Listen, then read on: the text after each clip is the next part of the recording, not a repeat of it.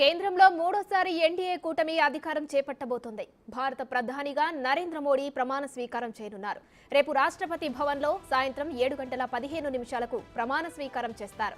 ఈసారి తెలుగు రాష్ట్రాల నుంచి కేంద్ర కేబినెట్లో ఎక్కువ మందికి చోట్లు దక్కే అవకాశం ఉంది.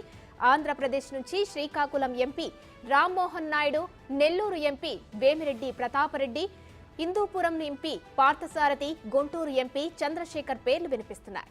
ఏపీ బీజేపీ నుంచి Purandeswari, MP CM Ramesh cabinet రేసులో ఉన్నారు.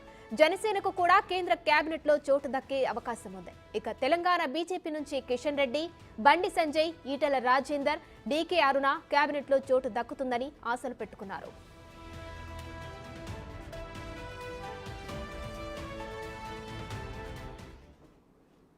ఇదే అంశంపై మరిన్ని డీటెయిల్స్ మా ప్రతినిధి ఢిల్లీ నుంచి శివ అందిస్తారు. శివ, చెప్పండి, రేపు మూడోసారిగా ప్రధానమంత్రి మోడీ ప్రమాణ స్వీకారం చేయనున్నారు. దీనికి సంబంధించిన డీటెయిల్స్ ఏంటి? కేంద్రంలో ఎన్డీఏ కూటమి మూడోసారి అధికారం చేపట్టబోతోంది. రేపు సాయంత్రం 7:15 రాష్ట్రపతి భవన్లో భారత ప్రధానిగా నరేంద్ర మోడీ మూడోసారి ప్రమాణ స్వీకారం చేయబోతున్నారు. ఇటు ప్రధాని నరేంద్ర మోడీతో పాటు పలువురు కేంద్ర మంత్రులుగా ప్రమాణ స్వీకారం చేయబోతున్నారు. వారిలో ఆశావాహుల సంఖ్య అంటే మూడోసారి అధికారంలోకి వచ్చిన నేపథ్యంలో దేశవ్యాప్తంగా కూడా ఈసారి కేబినెట్లోకి ఆశావాహుల సంఖ్య ఎక్కువ అవుతోంది. తమకు కూడా ఈసారి అవకాశం ఇవ్వాలంటూ అధిష్టానం పెద్దలను ప్రసన్నం చేసుకునేందుకు ఇప్పటికే ఢిల్లీ వచ్చి వారందరితో మాట్లాడుతున్నారు. నిన్న ఎన్డీఏ సమావేశంలో పాల్గొన్న సందర్భంలోనూ ఇటు అమిత్ షా, జేపీ నడ్డా, రాజ్నాథ్ సింగ్ ఇతర సీనియర్ నేతలతో భేటీ అయి తమకు కూడా ఈసారి ఒక అవకాశం ఇవ్వాలంటూ కూడా వారందరికీ విన్నవించుకున్న పరిస్థితి కనిపిస్తోంది. ఇక ఇటు రెండు తెలుగు రాష్ట్రాలకు సంబంధించి ఇటు ఎన్డీఏ కూటమిలో రెండవ అతిపెద్ద పార్టీ ఉన్న టీడీపీకి ఇప్పటికే ముగ్గురుకు సంబంధించి నిన్న ప్రచారం జరిగింది. ముగ్గురుకు కేంద్ర కేబినెట్లో అవకాశం కల్పిస్తారని ఇటు మూడవసారి ఎంపీగా గెలిచిన రామ్మోహన్ నాయుడు, మొదటిసారి ఎంపీగా గెలిచిన ఇటు పెంబసాని చంద్రశేఖర్, గుంటూరు ఎంపీ, హిందూపూర్ ఎంపీ పార్థసారథి, వీరి ముగ్గురికి కూడా అవకాశం ఉంటుందంటూ కూడా ప్రచారం జరిగింది. వారికి మాక్సిమం కన్ఫర్మ్ అయినట్లు కూడా తెలుస్తోంది. మరోవైపు నెల్లూరు ఎంపీ వేమిరెడ్డి ప్రతాప్ రెడ్డికి కూడా ఈ కేబినెట్లో చోటు దక్కే అవకాశం కనిపిస్తోంది. మరోవైపు ఇటు బీజేపీ నుంచి సీఎం రమేష్ లేదా పురంధేశ్వరి, ఇటు జనసేనకు కూడా కేంద్ర కేబినెట్లో చోటు దక్కే ఛాన్సెస్ కనిపిస్తున్నాయి. ఇక తెలంగాణ విషయానికి వస్తే 8 మంది ఎంపీలలో గతంలో కేంద్ర కేబినెట్లో ఉన్న కిషన్ రెడ్డి ఇప్పుడు ప్రజెంట్ బీజేపీ రాష్ట్ర అధ్యక్షులుగా ఉన్నారు. బండి సంజయ్, మరోవైపు ఈటెల రాజేందర్, మల్కాజ్గిరి ఎంపీగా ఉన్న ఈటెల రాజేందర్, డీకే అరుణ మహిళా ఎంపీ డీకే అరుణకు కూడా ఛాన్స్ ఉంటుందంటూ అంటే వీరి నలుగురిలో ఛాన్స్ దక్కే అవకాశం కనిపిస్తోంది.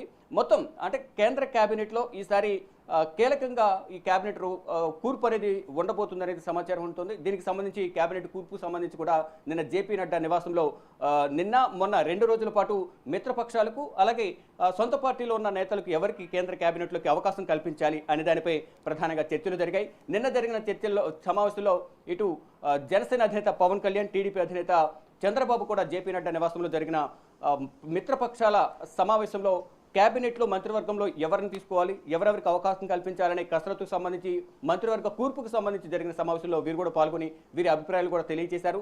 ఇటు టీడీపీకి దాదాపు 4 బెర్తులు, దాదాపు మంత్రివర్గంలో 4 శాఖలు కేటాయించే అవకాశం కనిపిస్తుంది. జనసేనకు ఒక శాఖ, ఇటు బీజేపీకి అంటే ఆల్రెడీ పురంధేశ్వరి రాష్ట్ర అధ్యక్షురాలుగా ఉన్నారు కాబట్టి అంటే బీజేపీలో ఒక అభ్యర్థికి ఒకే పదవి అనే ఇది ఉంటుంది, దాంట్లో ధోరణి ఉంది. దానిలో భాగంగా ఈసారి కేంద్ర కేబినెట్లోకి పురంధేశ్వరిని తీసుకుంటారా లేదా అని చూడాల్సి ఉంది. గతంలో కిషన్ రెడ్డి కూడా అధ్యక్ష పద్ధతులు చేపట్టిన తర్వాత ఇటు కేంద్ర మంత్రి పదవికి రాజీనామా చేస్తారనే ప్రచారం జరిగింది. కానీ తక్కువ సమయం ఉన్న నేపథ్యంలో అధ్యక్షుడిగా కూడా ఇటు కేంద్ర మంత్రిగా కూడా కొనసాగారు. కానీ ఈసారి అవకాశం ఉంటుందా లేదని కూడా చూడాల్సి ఉంది. ఇక మొత్తంగా చూసుకుంటే కేంద్ర కేబినెట్కి సంబంధించి ఆశావాహుల సంఖ్య ఎక్కువ ఉంది. ఇటు తెలంగాణ నుంచి 4 ఆశావాహులు ఉన్నారు.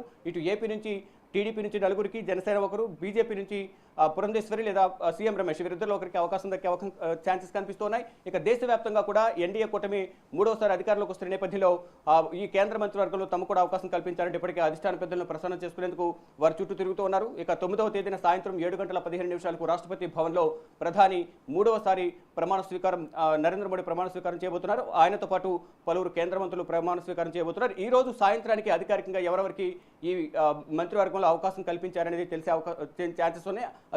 డైరెక్ట్ అధిష్టానం పెద్దలే ఎవరికి దీనిలో కేంద్ర కేబినెట్లో చోటు దక్కిందనేది ఫోన్ చేసి చెప్తారంటూ ప్రచారం జరుగుతోంది.